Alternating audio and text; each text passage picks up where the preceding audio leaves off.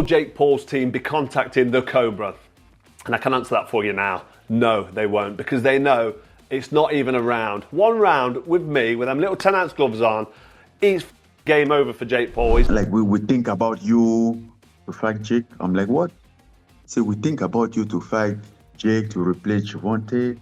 I'm like, who's Jake?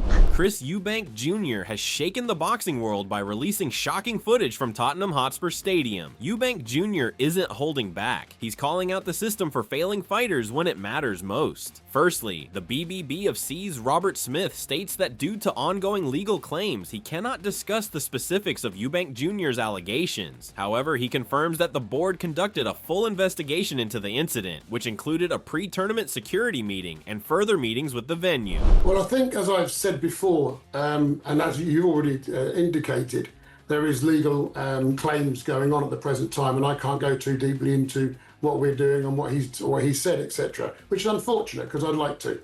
However, I can tell you that before any tournament, we have a security, certainly at a big venue, we have a security meeting that takes place to deal with all these issues. That did take place in that tournament. We obviously investigated any issues that happened on an evening. We have done that, and we've had further meetings with the venue, etc. And I'm satisfied now that we have in place all procedures to make sure a boxer is looked after the best we possibly can in a safe environment. Now, as you know, that when matters on live events with TV, etc., and everybody running around and whatever, there's a lot of people who don't know what's going on, and we've investigated that. So I can't go any further than that because of possible legal proceedings. Furthermore, Smith clarified that the venue handles access in and out of the stadium, not the promoter. He confirmed that Eddie Hearn did nothing wrong with procedures and had no involvement in any issue outside the dressing room, effectively clearing the promoter of Eubank Jr.'s accusation. The venues are responsible for the in and out of the venue, especially in the football ground. It's slightly different in leisure centres and whatever, because obviously you don't have those facilities. But the venue is responsible for the security of in and out of the access of the venue. Obviously, the promoter is responsible for the security within the bowl of the arena, etc., and on the outside and outside dressing rooms. So it's a combination of two, but the venue is responsible for in and out. But the answer is everything went well with regard. The promoter did not do anything wrong that night with regard to procedures on the night. Well, there's the answer, isn't it? So the ball's back in Eubank Jr.'s court. The accusation was against Mr. Hearn and the board. Right. I can tell you that Mr. Hearn had nothing to do with any issue outside the dressing room. Right. So what Eubank Jr. is alleging is nonsense. Well, as I said, there's legal procedures. I'd love to tell you what I really think. But Robert, hang on a second. You cannot keep hiding behind this legal proceedings, etc., etc. You either can or you can't assure us that a boxer's safe exit from a stadium was not blocked by someone else on the night. In response to that, Chris Eubank Jr. released footage to prove that his ambulance was blocked from leaving Tottenham Hotspur Stadium for over 20 minutes after a fight, despite claims by promoter Eddie Hearn that Eubank Jr. was lying. He strongly condemned the incident, demanding that such delays in fighters receiving medical attention should never happen again due to the inherent dangers of boxing.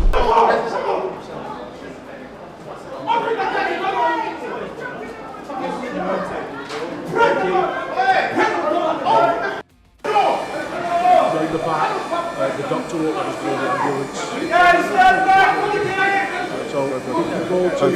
Following that, the Professional Boxing Council, PBC, publicly acknowledged Chris Eubank Jr.'s footage showing his ambulance being blocked at Tottenham Hotspur Stadium. The PBC stated they had previously heard rumors about the incident, but found the visible lack of urgency and care in the footage to be startling. Professional Boxing Council, PBC, tweeted, "We had heard that you were telling the truth about this, but now seeing this and the lack of urgency or care is startling. Those involved should be genuinely ashamed of themselves." Shifting the focus back to the ring, Conor Benn feels calmer for the rematch, noting that the first fight involved many unknown variables, like the weight and ring absence. He dismisses Chris Eubank Jr.'s talk of unresolved contract terms, saying Eubank always has issues. Feels very different. I'm a lot calmer. You got to remember there was unknown variables before. First fight up at 160. It was my first fight back in the UK in 3 years. first fight back in 14 months. So for me, there was, it was a lot of excitement, a lot of nerves. You know, this time around, I'm excited to just get in there and know what I'm in for. Chris Eubank Jr. said not all terms have been completely agreed for the rematch. Do you know what that's about? He's always got issues, isn't he? This ain't the first time, and I can promise you now, for as long as he's fighting, it won't be the last. Moreover, Ben emphasizes that his style is all about delivering sheer excitement and giving fans value for money. He would rather lose an exciting fight than win a boring fight, prioritizing entertainment and giving people a memorable experience. Yeah, no, it don't make no difference to me. I'm still going to go in there and do what I do. Everybody knows what they're in for when they tune in to watch one of my fights. You know, and it's sheer excitement all the way through from start to finish. You know, you got to remember the fights that I want to give people. I want people to remember how I made them feel 20 years later. You know, and giving people value for money. That's entertainment. I think a lot of fighters forget that. I'd rather lose an exciting fight than win a boring fight. In addition, Eubank Jr.'s trainer Brian McIntyre expressed his satisfaction with the fighter, confirming he agreed to work with Eubank because he believes he is a top competitor with a natural killer instinct. He's at the top. So I jumped on it right away when they said, Chris, he got that killer instinct. You know what it takes to get it done. 4 minutes. That's why it's easy training with him, because he trains so hard. Likewise, Brian McIntyre believes Chris Eubank Jr. has matured in the ring, expecting to see a better version in the rematch. He also expressed high respect for Eubank Jr. for showing toughness by not quitting and going the full 12 rounds in their previous fight. Chris gonna be Chris as a fighter, but when guys start getting a little bit older, they start maturing a little bit more in the ring. I think you'll see a better version of Chris than you did. I have respect for him, yeah. The guy went 12 rounds with me. He didn't give up. He didn't quit, like so many fighters have done over the past years. Currently, Chris Eubank Jr. is undergoing a rigorous training camp under the guidance of acclaimed trainer Brian McIntyre, Terrence Crawford's coach, in preparation for his highly anticipated rematch with Conor Benn.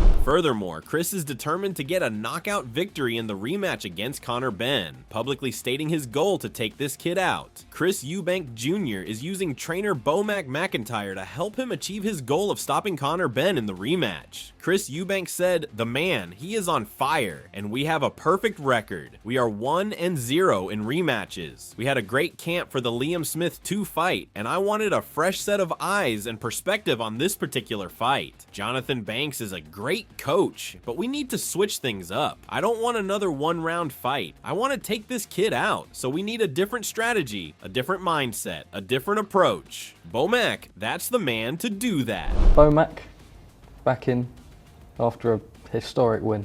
Why? Why not? You know, the man is, he is on fire, and we have a perfect record. We're 1-0 in rematches.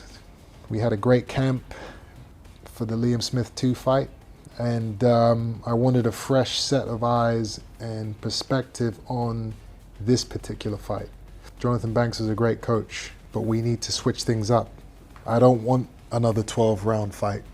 I want to take this kid out. So we need a different strategy, a different mindset, a different approach.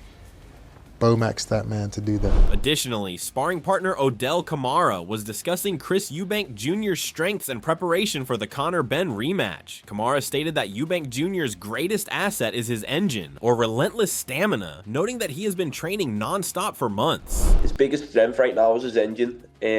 He's been working on that from what I could see for the past couple months. I think he's been preparing for this fight. His weight's down as well, so he's brought that down earlier, and I think you can see that when he's fighting.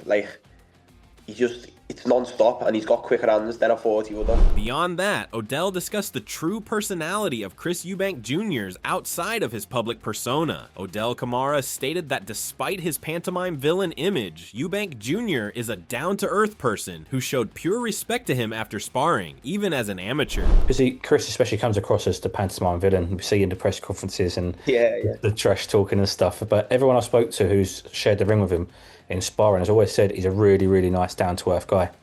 He is. He's dead down to earth. You wouldn't expect it. I thought it was going to be like a completely different situation when I got in there. I thought it was going to be all uncomfortable, and it was going to be like, I'm getting in the ring and we're going to go to war. Even though we did go to war for a bit, it was like as soon as it was done, the respect was there, you know what I mean?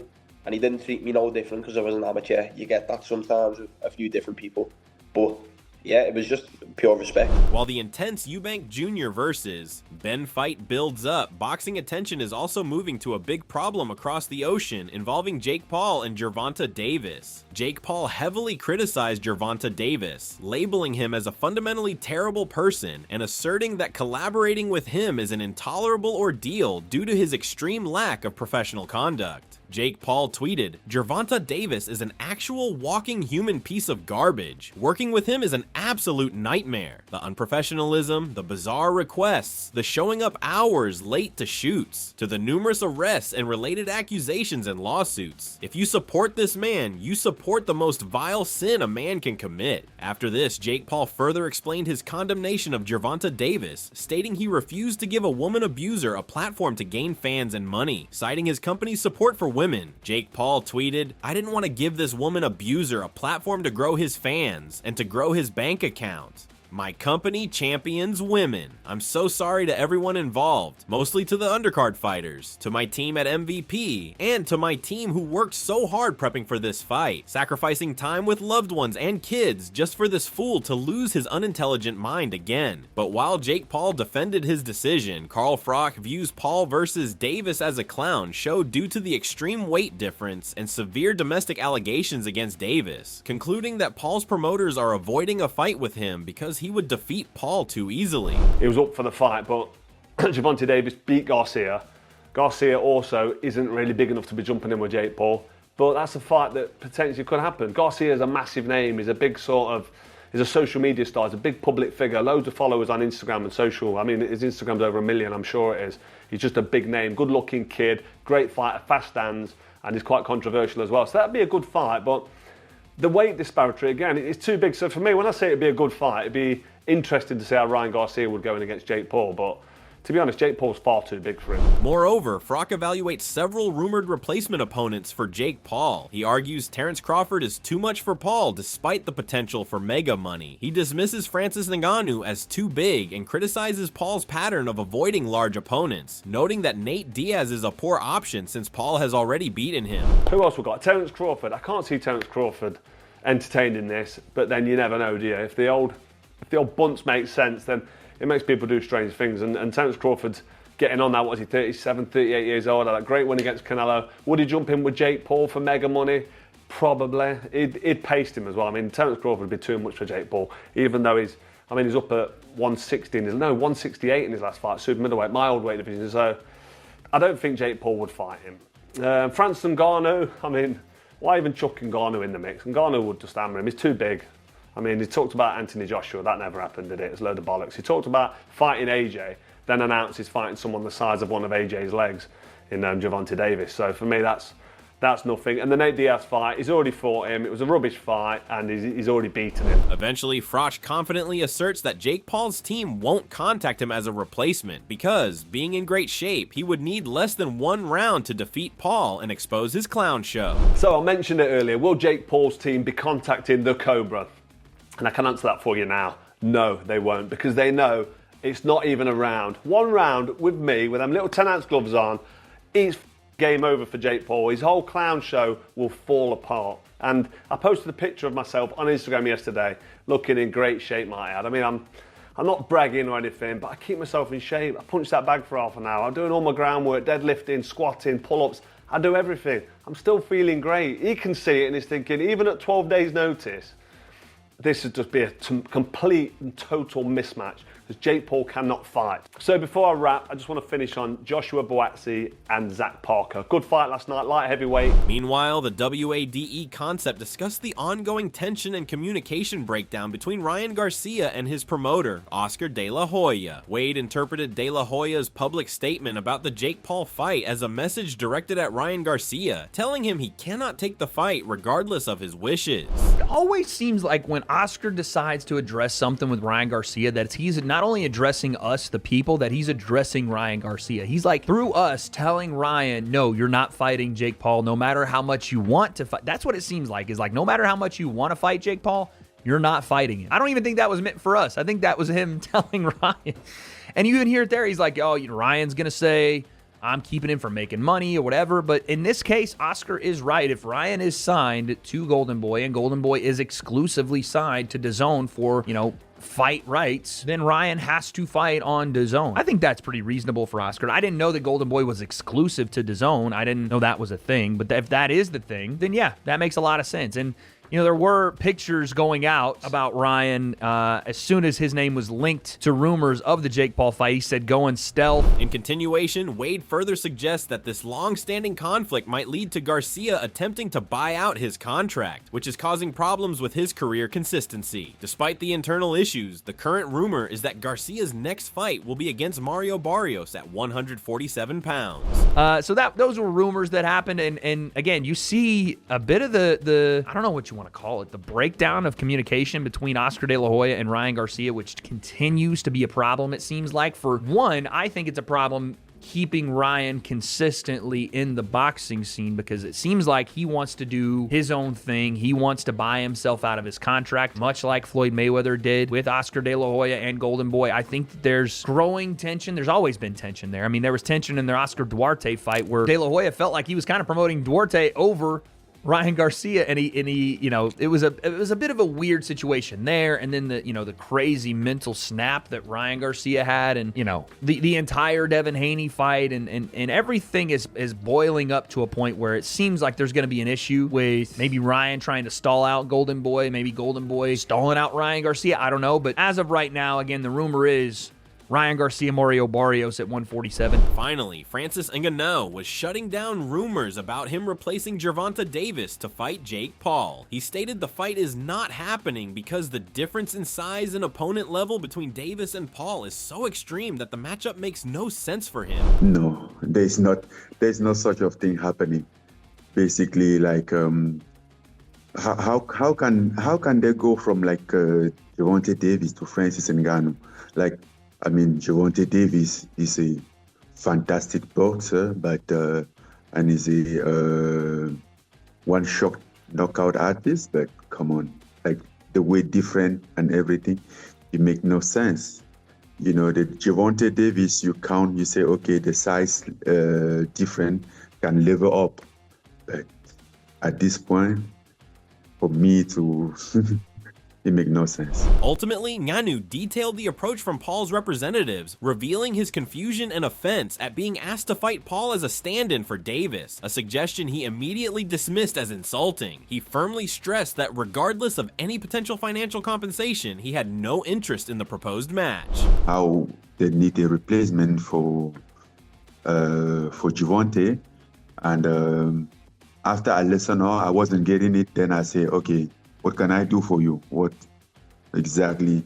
He said, yeah, we're looking for a replacement, but I still haven't get it. I was like, okay, then what exactly can I do for you? He was like, yeah, can I, can you, we think about you to fight Jake? I'm like, what? Say, we think about you to fight Jake to replace Gervonta. I'm like, which Jake? I was so confused, I wasn't expecting that at all. And he said, yeah, Jake Paul, he's fighting. And I'm like, no, bro, come on. Don't disrespect me like that. Chris Eubank Jr.'s footage has opened serious questions about fighter safety and accountability. No athlete should ever face delays in critical medical care after putting everything on the line. As boxing continues to evolve, one thing's clear: the fight outside the ring can be just as important as the one inside it.